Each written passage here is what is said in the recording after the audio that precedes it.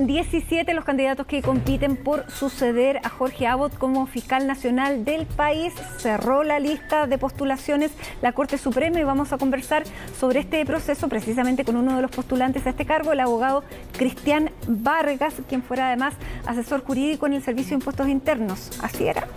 Sí. Bienvenido, muchísimas gracias por estar con nosotros. Muchas gracias por la invitación, buenas tardes. Lo que yo le preguntaba antes que empezáramos, ¿por qué usted cree que sería un buen fiscal nacional y más bien por qué quiere salir del ejercicio profesional libre y privado para asumir un cargo con tanta responsabilidad y en un momento tan complejo?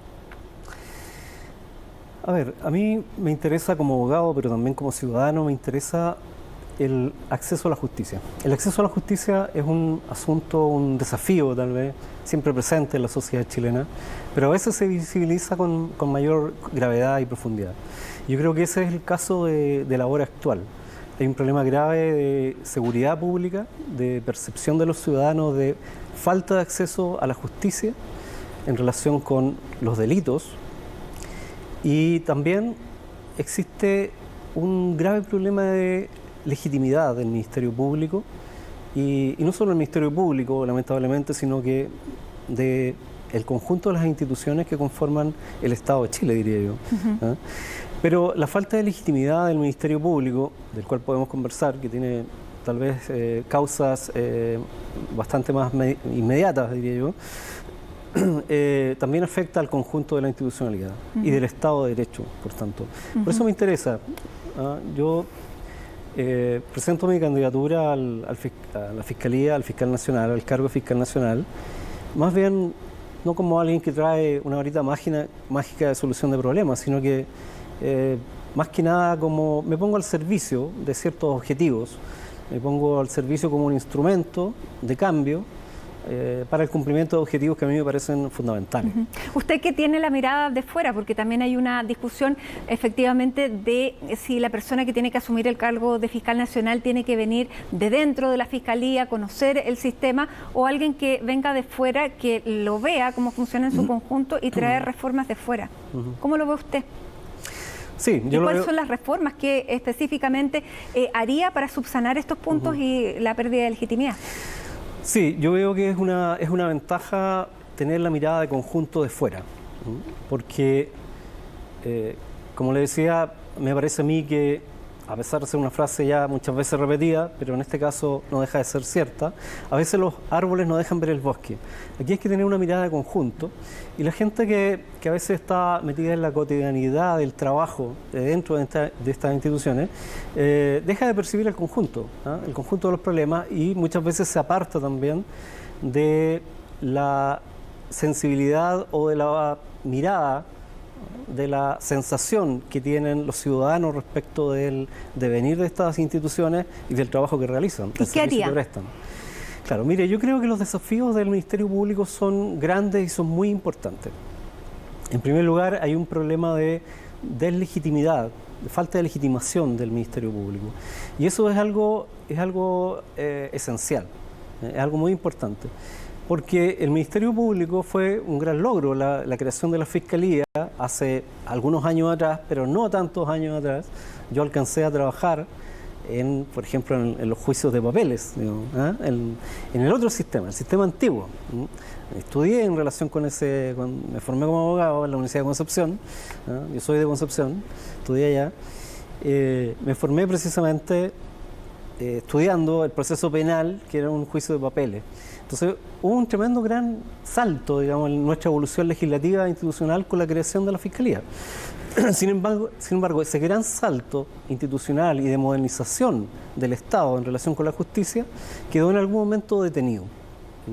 Y lo que vemos ahora es que precisamente se enfrenta el Ministerio Público a una grave crisis de legitimidad y de confianza. Yo creo que el primer punto, el primer aspecto del trabajo, del plan de trabajo del nuevo fiscal nacional, es ponerse la tarea de relegitimar el Ministerio Público, entre otras digamos, tareas.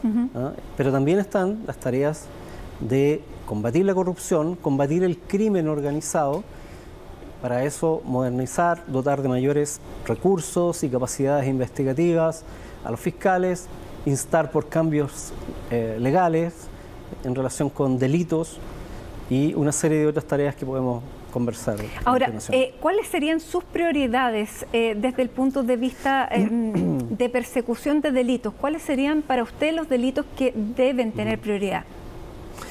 A ver, yo creo que precisamente uno de los asuntos es establecer una política criminal. El Ministerio Público tiene que establecer una política criminal clara, que la ciudadanía pueda percibirla como tal, digamos, con una centralidad estratégica. Uno de esos elementos de esta centralidad estratégica o de política criminal del Ministerio Público debe ser precisamente el crimen organizado. El crimen organizado se manifiesta hoy día en Chile tiene distintas expresiones. Por ejemplo, los conocidos portonazos que afectan a muchas personas y que son fuente de preocupación de los ciudadanos hoy día en el país, puede ser también precisamente una expresión de crimen organizado. Claro, y se llega a muy pocas condenas. Exactamente. Lo que existe ahí es una falta de investigación, de visión integral de esos delitos. Porque no solamente el atraco, el robo del automóvil, sino que a continuación la clonación de ese automóvil, la venta de esos vehículos, o en el norte, la venta al exterior, digamos, la salida del país de esos vehículos. Entonces, aquí se trata de un trabajo de organizaciones. Y no hay que quedarse, desde luego, en el último eslabón de la cadena. Yo creo que ese es un grave problema. Hay que dotar de capacidades investigativas a los fiscales y trabajar en conjunto con la policía, también aumentando sus capacidades, de manera de seguir aguas arriba, en estas organizaciones delictuales, digamos. ¿Tiene usted alguna crítica contra Jorge Abbott? A ver, el caso del ex fiscal Jorge Abbott, fiscal nacional, es un problema complejo que es más allá de su persona, no es un asunto personal. Yo creo que, pero su desempeño desde su nombramiento, yo creo que involucró al Ministerio Público precisamente en este problema de legitimidad. ¿Hubo falta de transparencia? Y falta de confianza. Hubo falta de transparencia en su nombramiento, de luego, porque en aquel momento, recordemos, que el fiscal nacional, señor Abbott, fue designado cuando ocurrían en el país hechos delictuales precisamente graves que se investigaban o que se discutían, como era el financiamiento ilícito de la política o de ciertos políticos, ¿no? Entonces, los que designaron estaban más bien empeñados en buscar una persona que fuera funcional a una estrategia de impunidad respecto a esos delitos, más que una persona que tuviera un plan de trabajo, que exhibiera un plan de trabajo para hacer más eficiente el combate contra la delincuencia. ¿Y usted diría que eso lo lograron esos intereses?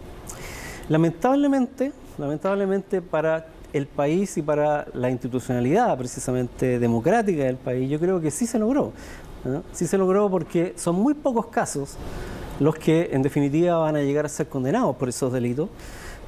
Se impuso una estrategia de impunidad que comenzó con la grotesca, recordemos también, no ha pasado tantos años de eso, pero la memoria es frágil, con una grotesca intervención en el Servicio de Impuestos Internos el año 2015, y de manera de evitar que se siguieran presentando querellas por delito tributario.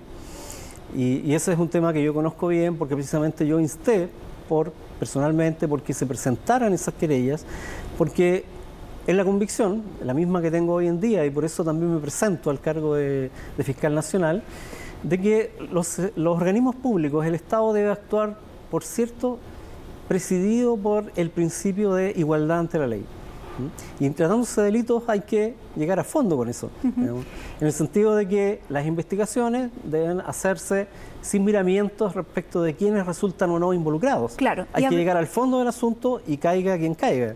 Eso no ocurrió lamentablemente respecto a un tema tan importante como fue en ese tiempo, el año 2015, el financiamiento ilícito de la actividad política. Bueno, usted lo sacaron precisamente por denunciar esos hechos en el Servicio de Impuestos Internos. Así fue, así fue. Pero no me arrepiento de haber efectuado, de haber llevado a cabo esa función, porque es la que me correspondía como subdirector jurídico del Servicio de Impuestos Internos en aquel entonces. Pero entonces usted fue testigo de cómo el poder político sí pudo influir en un servicio como esto y evitar que el Servicio de Impuestos Internos pudiera ir generando, porque era el que podía presentar las querellas, ¿no es verdad? Así es. Entonces, ¿usted cree que es ese mismo poder político el que puso a Jorge Abot donde está? Sí, no me cabe ninguna duda. Yo creo que precisamente buscaron, esto contó lamentablemente con la complicidad de la clase política en su conjunto, en forma transversal. Y como le digo, lo que estaban preocupados en ese tiempo, lamentablemente para el país, porque aquí se perdió la visión del bien común y del país al hacer eso, digamos. Eso no sale gratis, o sea, el atentar de esa manera contra la institucionalidad, contra instituciones, con el servicio, jugar con el Servicio de Impuestos Internos, hacer una grotesca intervención ahí, precisamente para desarrollar una estrategia que lograra impunidad respecto de esos delitos, porque era el Servicio de Impuestos Internos quien podía querellarse. Entonces, yo creo que lamentablemente quienes desde el poder político tenían que ver con las designaciones para el cargo de fiscal, más bien pensaron en alguien que pudiera ser funcional a esa estrategia de impunidad y no alguien que presentara un plan de trabajo que permitiera desarrollar el trabajo de la persecución de delitos en Chile. Pero usted dice, claro, es lamentable que eso no tenga costo, pero no tuvo costo porque no hubo condenas a los políticos. ¿Usted puede reconocer nominalmente a alguien que haya influenciado en el Servicio de Impuestos Internos y que sea un nombre coincidente con la nominación del fiscal Abot? A ver, mire, bueno, eso ocurrió hace varios años atrás, digamos, pero yo lo que quiero hacer presente ahí, el punto para mí, es que en ese tiempo se produjo una situación que atentó contra la institucionalidad del país, contra el Estado de Derecho, precisamente por parte de quienes debieron estar preocupados de profundizar la legitimidad democrática. El resultado que tuvo es precisamente todo lo contrario, generar la desconfianza, profundizar una desconfianza y la crítica hacia la institucionalidad del país, entre ellas el Ministerio Público. Yo creo que el gran perjudicado en este asunto fue precisamente el Ministerio Público, con la gestión del señor Abot en ese plano, en ese sentido. Más bien, en vez de dedicarse a la persecución de los delitos tributarios, estaban más preocupados, incluidos lamentablemente el fiscal nacional, de conseguir de alguna manera impunidad para ese tipo de delitos. Recordemos que cuando se designó al fiscal, fue acusado, después fue confirmado eso por investigaciones periodísticas de las y otras, reuniones. Claro, de reuniones que tuvo con personas que parecían imputadas, con algunos senadores, ¿cierto?, que parecían involucrados, al menos en estos mismos hechos que el fiscal después tenía que investigar. O sea, eso genera... ¿Y que no investigó? Y que no se investigó, precisamente. Eso genera toda una situación, desde luego, de desconfianza profunda para la ciudadanía en el Ministerio Público y en las instituciones de la República. Todo eso es contrario, de luego, al Estado de Derecho democrático y a la noción de república. Aquí lo que a nosotros nos debe interesar, ¿cierto? Y el cargo del fiscal nacional es clave para mí en ese sentido, es precisamente el que hacer carne y no que queden meras declaraciones, digamos, muy solemnes en la Constitución o en las leyes, de que los chilenos nacen libres e iguales en dignidad y derechos y que la ley es igual para todos. Pero no ha sido así. Y estas son, bueno, un testimonio grave, importante de alguien que fue protagonista de esas mismas presiones. Usted.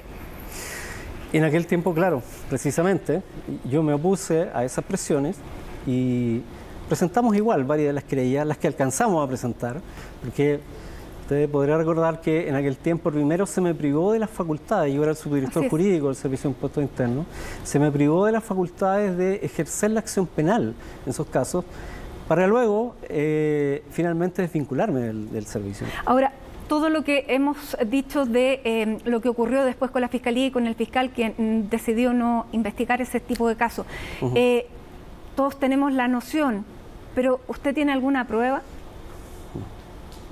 No, mira, las pruebas de todo eso, los antecedentes, yo los puse en conocimiento precisamente de la Fiscalía en aquel tiempo. Y la Fiscalía era la encargada de investigar. Sin embargo, no lo hizo. Yo puse en conocimiento de la Fiscalía en aquel entonces, el 2015, todos los antecedentes que en ese momento precisamente comprobaban la existencia de esta situación anómala, irregular, ilegal, y que debía ser, y que podría ser incluso configurativa de algún delito. Pero eso correspondía a la Fiscalía investigarlo y no lo hizo. Ahora, mi experiencia en relación con esos casos o con esa situación ocurrida en el 2015 es precisamente la que me lleva hoy día a presentar mi postulación a fiscal nacional. Porque yo creo que lo que podemos concluir de esa situación o lo que podemos extraer de esa es que es necesario precisamente oponerse a esas prácticas, a esas malas prácticas por parte de autoridades políticas o de políticos o de poderes fácticos, porque lo que hacen es precisamente enturbiar o más bien, diría yo, debilitar gravemente las instituciones del país. ¿Fueron todos los sectores políticos? ¿Fue transversal? Yo diría que fue bastante transversal. Yo creo que eso, o sea, la ciudadanía es testigo, ¿sí? Eso fue algo bastante público y notorio, de que hubo un acuerdo transversal de la clase política para generar una estrategia de impunidad y finalmente autoamnistiarse, de hecho. No hicieron una ley de amnistía, pero yo diría que en los hechos eso fue lo que ocurrió. Generaron las condiciones. Finalmente hay muy pocos casos, prácticamente 2 casos que van a llegar a juicio. Hay otros que siguieron investigándose porque ya habían sido presentadas las acciones penales, pero terminaron también, diría yo, por la mala actividad del Ministerio Público en aquella época, en salidas alternativas con muy poco contenido punitivo. Así fue. Y eso también la gente lo ve, por supuesto, de una manera muy crítica, porque lo que quedó claro para muchas personas, lo que cristalizó eso, fue que habían 2 justicias. Una justicia para gente poderosa y otra justicia para el resto de los ciudadanos. Ahora, y esta es la última pregunta. Usted tiene que ir a esta... digamos, a la decisión de la Corte Suprema, tiene que hacer una presentación, la Corte Suprema de estos 17 postulantes elige una quina y esta quina se presenta al Congreso, al Senado. Así es. Con todo lo que usted ha dicho sobre la clase política, ¿usted cree que votarían por usted? A ver, yo los miro, yo veo esto, digamos, y llamo también a ver esto con altura de miras, a ver el bien común de la sociedad, el bien común del país, y no quedarse en cuestiones personales o pequeñas. Yo creo que eso precisamente deberán superarlo aquellos que antes hicieron ese tipo de prácticas. Abogado Cristian Vargas, muchísimas gracias por estar con nosotros en Hoy es Noticia, presentándose como postulante a fiscal nacional. Muchas gracias. Muchas gracias a usted, Matilde, por la invitación.